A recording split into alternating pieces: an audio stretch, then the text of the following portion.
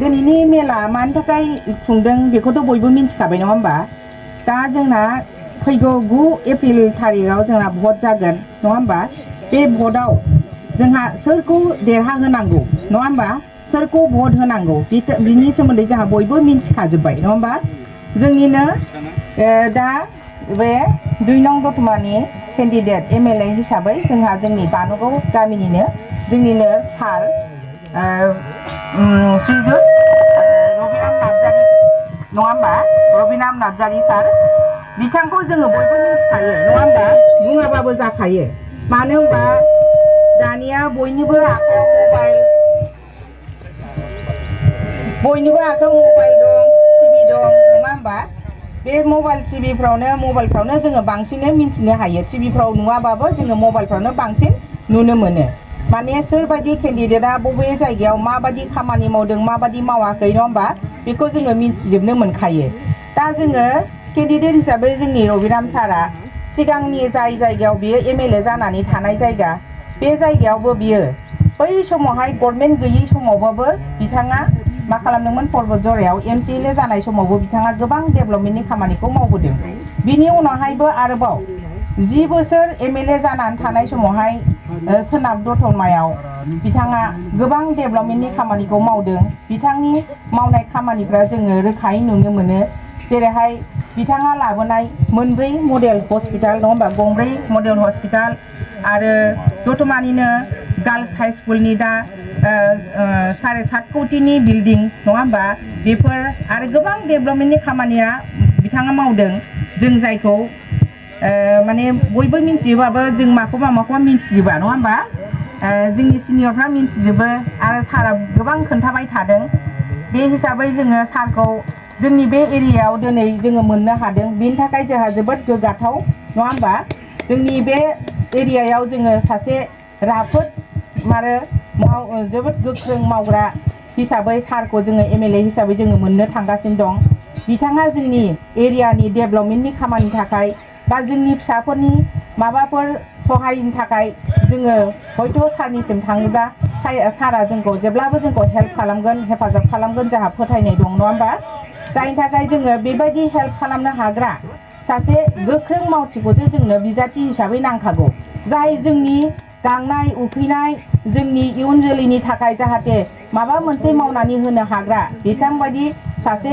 केन्डिडेटखौसो जोंनो नांखागौ नङा होमबा बे हिसाबै जोङो दिनै मोननो हादों बिनि थाखाय जोङो जोबोद धन्यबाद सारखौ नङा होमबा धन्यबाद बावनांगोन आरो हाग्रामा सारखौबो धन्यबाद होनांगोन मानो होनबा बिथाङा जोंनि जायगायाव जोंनिनो केन्डिडेटखौ जोंनो हरनायनि थाखाय नङा होमबा दा जोङो बे भटखौ जोङो जेरैबो गोनो गोथो जायाजासे जोंनि सिम्बला जाहैबाय नांगोल नङा होमबा बे नांगोलावनो जाहाथे जोङो भटखौ होनानै सारखौ गोबां भटआव देरहाहोनानै जाहाथे सारा मन्त्रि हिसाबै सायख'जायो बेनि थाखाय जोङो जेब्लाबो नाजानांगौ नङा होमबा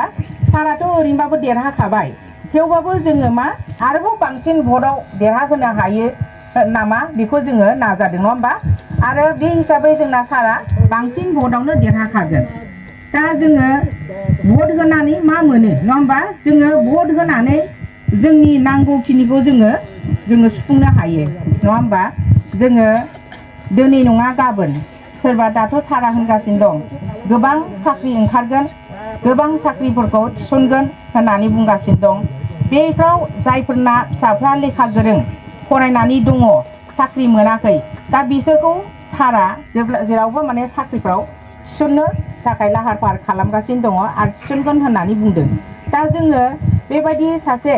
गोख्रों मावथि नङा होमबा समाजनि रायजो राजानि मोनसे मोजां साननो हानाय बेबायदि सारखौसो जोंनो नांगौ नङा होमबा बे हिसाबै जोङो मालाबाफोर जोंनि फिसानि साख्रिनि थाखाय नांगौब्ला जोङो सारनि खाथियाव थांनानै बुङोब्लानो सारा हयथ' जोंखौ हेफाजाब होगोन नङा होमबा जोङो जोंनि फिउचार लाइफखौ दानो थाखायसो जोङो जेब्लाबो नायनांगौ नङा होमबा जोङो फैसाजों नङा जों फैसाखौ मा मोनगोन जेनेबा सोरबाफोर जुदि फैनानै फैसाफोर होनानै बुरखायोब्ला बे फैसाया जोङो दिनै जागोन नङा होमबा गाबोननो जोबगोन खिन्थु जोंनि फिसाफोरनि फिउचारा जुदि साख्रि मोनसे मोनोब्ला बे फिउचारनि थैजासे नङा होमबा फिसानि थैजासेनि थाखाय बा न'खरनि थैजासेनि थाखाय बेयो मोनसे बिराद गिदिर मोनसे हेफाजाब जायो जायनि थाखाय जोङो फिसा फिसौ फैसाखौ जोङो नायालासिनो जोंनि फिसाफोरनि मोजांनि थाखाय जाहाथे जोंनि मोजांनि थाखाय जोङो जाहाथे खामानिफोरखौ जोङो सारनिफ्राय आदाय खालामनानै लानो हायो बा सारनिफ्राय जों हेल्प मोननो हायो जों बेफोरखौसो बांसिन नायनांगौ माने दिनैनि सोरबा थाइसे थाइनै होनानै बुरखायदोंबा इरिदोंबा बेफोरखौ जोङो खोनासंनो नाङा आरो जोंथ' दा मिन्थिखाबाय बयबो रैबारनि जोंनि भटआ ओरै बुनाय जानाय नङा आखाइजों सेरनायसो जागोन नङा होमबा आरो बे आखाइजों सेरनायाव माने मेसिन EVM मेसिनाव ओरै थुयोब्ला बै मोनसे माबा दङ जेनेबा ग्लास दङ ना ग्लासनि सिङाव फिक्सार दङ बे फिक्सारा सिरियो जाहैदों आरो थुनायनि लोगो लोगो दसे थानानै बे सोदोब जायोबानो बे जिनिसा फटका गोलैयो जाहैदों आरो बे फटका मा गोलैदों बेखौ नायनांगौ आरो जुदि बोरैबाफोर बे जों नांगोल थुनाया जुदि नांगोल ओंखारालासिनो दस्रा ओंखारोबा बेखौ जोङो बै प्रेसिडेन्ट अफिसारफोरखौ जों बुंनानै जोङो बेखौ मा खालामनो हायो जेनेबा सार आं ओरैबायदिसो थुदोंमोन ओरैबायदियासो ओंखारदों बे जेनेबा रं जाबाय होननानै जों खोन्थानो हायो होमबा बे प्रेसिडेन्ट अफिसारफ्रा मा बेबस्था लायो बेखौ जोङो नायनांगौ आरो नङा होमबा बेबायदि आरो दा बेहाय जोंहा साराथ' देरहाखागोन बेखौ जोङो गोनो गोथो जायालासिनो जोङो मिथिखाजोब्बाय नङा होमबा बेनि थाखायनो जोङो मा खालामनांगौ गोथार गोसोजों जेनेबा जों भटखौ होनांगौ जोंनि साफ्रोमनिबो भटआनो बिराद बेसेन गोसा भट नङा होमबा जोंनि बे जेरावहाय जोङो थि गोसो लानानै जेरावहाय जों जेखौ देरहाहोथारनांगौ बेखौ देरहाहोनांगौ जायगायाव जोङो थुनानै जों देरहाहैयोब्लासो जोंनि नांगौ बायदि थांखिया जाफुंगोन खिन्थु जोङो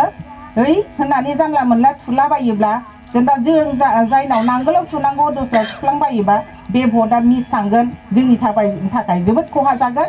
आरो बै भट थुग्रानि थाखायबो खहा जागोन मानो होनोब्ला दाथ' बयबो मिन्थिखायो जेनेबा सोर बहा भटखौ थुयो बेखौ मिन्थिजोबखायो होननानै नङा होमबा एरियायावनो सोर बहा बेसेबां बबे गामियाव बेसेबां भट सोर थुदों सोर थुवाखै बेखौ बयबो मिन्थिजोबखायो बा नायबानो मिन्थिजोबखायो बेनि थाखायनो जेनेबा गोसोखौ उल्थां फाल्थां जायालासिनो जोङो जेब्लाबो जों नांगालावनो थुनांगौ बेखौ जों गोसोआव साननानै लादो आरो आं बाराखौ बुंनांगौ बायदि सानाखिसै